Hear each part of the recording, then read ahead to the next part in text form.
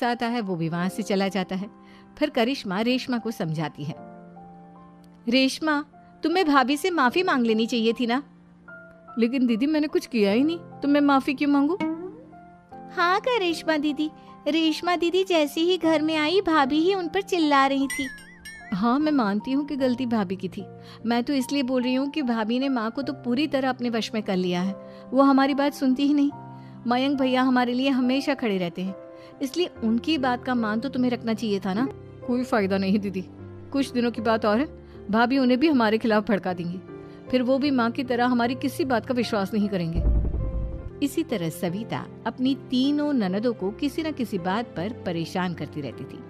एक दिन मयंक अपनी तीनों बहनों के लिए गिफ्ट लाया।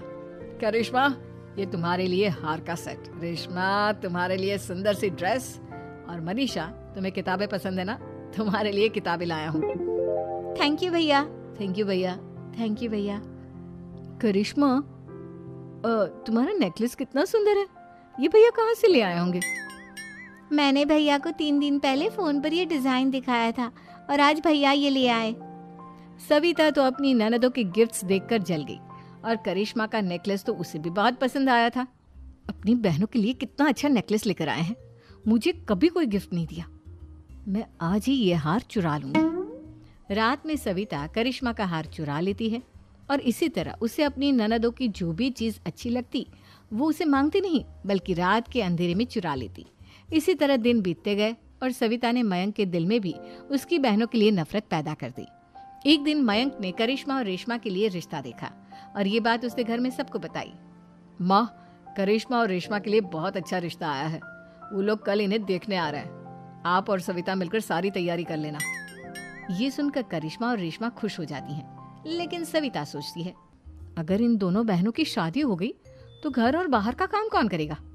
मनीषा तो 1 नंबर की कामचोर है, उससे तो किसी बात की उम्मीद लगाना ही बेकार है। मुझे इस शादी को रोकना होगा। अगले दिन सभी लड़के वालों के स्वागत की तैयारी करने में लगे होते हैं। तभी मयंक अपनी बहनों से आकर कहता है, तैयार हो गई तुम दोनों?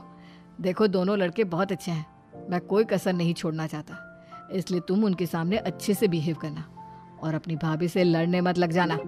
करिश्मा, तुम वो नेकलेस पहन लो ना जो मैं तुम्हारे लिए लाया था। भैया मैं बहुत देर से वो नेकलेस ढूंढ रही हूँ, लेकिन मुझे मिल ही नहीं रहा। क्या तुमने नेकलेस खो दिया? तुम्हें पता भी है वो कितना महंगा था, तुम कोई काम ढंग से नहीं कर सकती। मयंक गुस्से में वहां से चला जाता है। थोड़ी देर बाद लड़के वाले भी आ जाते हैं।